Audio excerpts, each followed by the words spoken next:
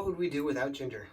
I just don't know. I mean, as an herbalist, as a person with some trouble in the guts, as like my personal constitutional weak spot, ginger is just so important for me, both as an individual but also as a practitioner. So when we think about ginger, we often think about digestion. We think about upset stomachs. We think about slow and sluggish digestion, and the way that this warming, stimulating carminative herb can help to get things moving again. And at the same time, it can relieve cramping and spasms and pains in the guts of many kinds. Ginger doesn't stop there. Its effects spin out through the whole body. That warmth, that circulatory stimulation, that movement of blood, that's going to help to deliver oxygen, deliver nutrients to lots of places in the body. Keep you warm, keep you resilient, keep you going. But the interesting thing about ginger is that it's got all that heat and all that fire energy, but it's also a profound anti-inflammatory. And the way I think about this these days is that ginger helps to build your fire, and it helps to direct that fire where it's needed.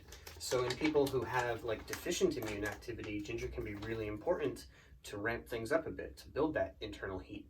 But in people who have too much fire or misdirected fire in the body, their own immune system is attacking their joints or their thyroid or something else, herbs like ginger can really help to keep that inflammation directed where it's needful for defense on the immune level and for recovery from injury and so on, but keep a check on it and keep it regulated so that it's not burning out of control. So that's all really helpful stuff with ginger. I've got dried ginger here in my jar. You can absolutely work with that. It's really handy when you're mixing up tea blends because it's just right in there.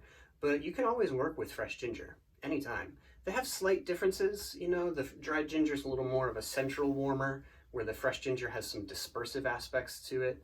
And so sometimes we make choices about which form to work on or to work with based on those ideas.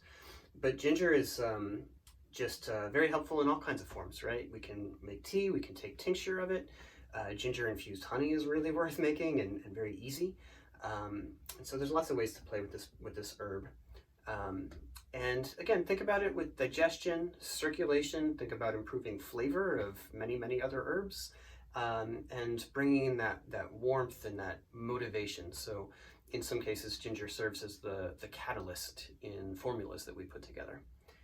But if you haven't already started experimenting with ginger, you definitely are going to want to. This is one of those herbs that's ubiquitous now across the world in the herbalism of everywhere, because it's just so helpful, so friendly, and so versatile.